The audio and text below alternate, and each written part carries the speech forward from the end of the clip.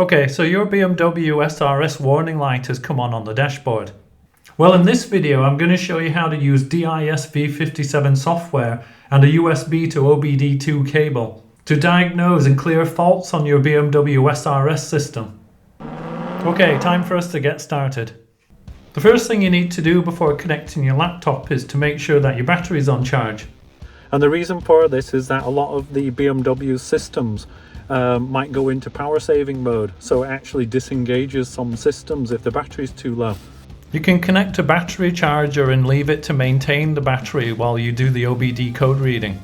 Just for info, when connecting a battery charger, always connect the positive lead to the battery first and then the negative lead before switching on the battery charger. If you've got a multimeter, you can set it to DC voltage and then check to make sure you have 12.4 volts or higher. Just be aware that if your battery doesn't have enough voltage, then when you're trying to do the testing, then the DIS system will come up with this fault. So with the ignition switched off, you just attach the K-line cable to the OBD port, which you can find under the dashboard at the driver's side, and you literally just push that in. And you see a little light here that lights up, and that confirms that you've got a connection.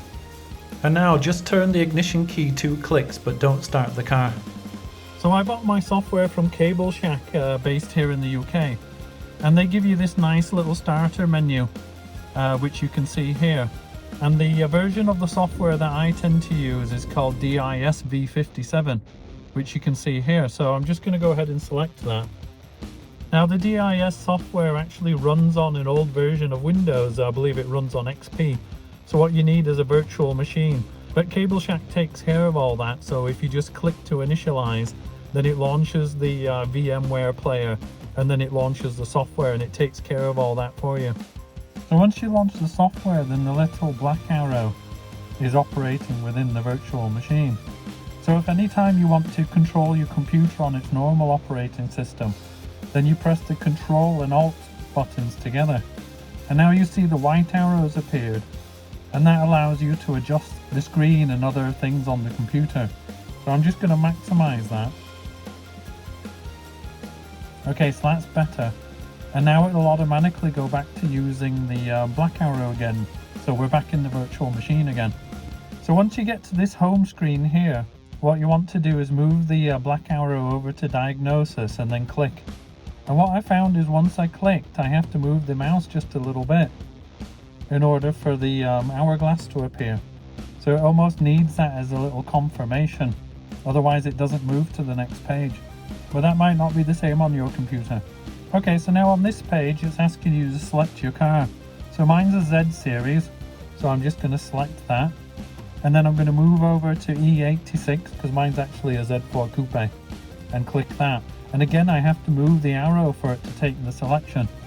Once you've selected the series and the model, you just go down to the green arrow on the bottom right and select that. Okay, so this brings up the page which just reminds you to connect your battery charger, which of course we've already done. So we can click OK on that. And so now on this screen it's saying that it's detected your vehicle and the equipment that's connected to it, so that's good news. So we just click OK to continue. Okay, so this is what it's detected about your car. And this shows that it has indeed detected what model yours is, because although I told it that it was a Z series E86, I didn't tell it that mine was the S54 Coupe and all of this other information. So that's almost like confirmation that it's communicating with your car properly. So from this page now, all you need to do is select Quick Test on the bottom right. Again, the hourglass tells you that it's working, and it actually has a little cursor that tells you where it is in the system. So at the moment you can just see it next to DME, which means that it's checking that. And when it comes up with an exclamation mark like it did just then actually that means it's checked out okay, so it's been checked and it's okay. Now we're down here on DSC, and it'll keep working its way through one by one. Unsurprisingly, because we have an airbag warning light, it's come up with an X, and that means that it's found a fault on the ACSM crash safety module. Okay, so once the page refreshes like that just did, and the black arrow is back again, then that means that the system's finished doing its check. And actually it's found another fault on GM5 General Module 5. but that's a problem for another day. I'm going to stay focused on the airbag and the crash safety module here. So all you need to do now is select the green arrow to continue. So this page here just gives you a little bit more information about the faults that it's seeing. And it's saying that the safety system problem is actually the safety battery terminal, which is on the battery. So the VIS has identified that there's a problem with the safety system at the battery.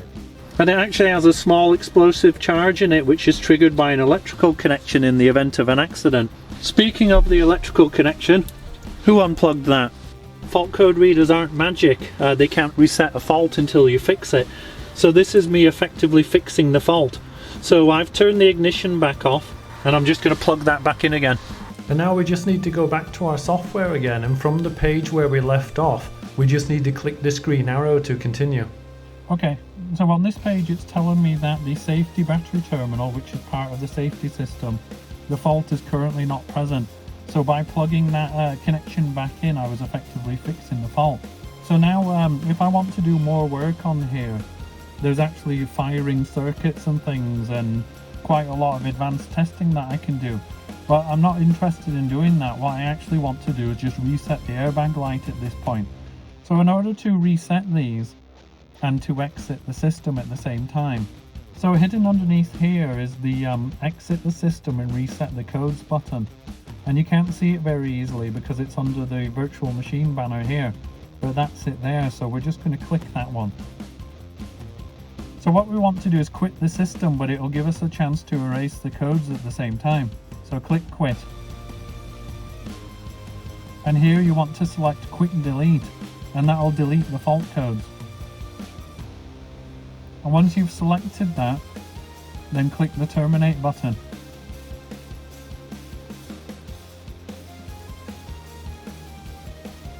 So now we're back to this page where we did our quick test in the first place, and it will automatically run another quick test. And so you can see again the scan is at the very beginning where we were earlier, and it'll step through one at a time. And we're on the ACSM crash safety module now, and you should see it turn to an exclamation mark, which it's just done, and the airbag warning light on your dashboard go out. Now you have to let it run its course, so continue the step through, because you don't want to interrupt it while it's communicating to your car's ECU. Well, you'll know when it's done because again that hourglass symbol will turn to just a normal black arrow, and then you'll be able to exit the system. Okay, so it's finished the recheck, and you can see on GM5 there's still a fault, and that's why it's saying there's still faults present on the vehicle. But we have reset the airbag warning light, and we're going to come to that another day. So at this point you can just click terminate, and that will allow you to exit the system. And when you finish, you just turn the ignition off and you reach under and disconnect your cable, and then click the OBD port cover shot. And to close down this page, you press Ctrl and Alt, and that will bring back your white cursor, which is your standard operating system, and you just click the X on the top right corner. It'll ask you if you're sure you want to exit the virtual machine and the software, and you click yes. And that's it, we're back to the dashboard again for Cable Shack, and we don't need that anymore, so I'm just going to close that down. Hopefully this video helped you, and if it did, then please consider giving me a thumbs up. And don't forget to subscribe and click the bell to make sure you get to see my next video. And finally, if you want to see more videos just like this one, then why not check out the recommended videos on the right. Okay, thanks for watching, catch you next time.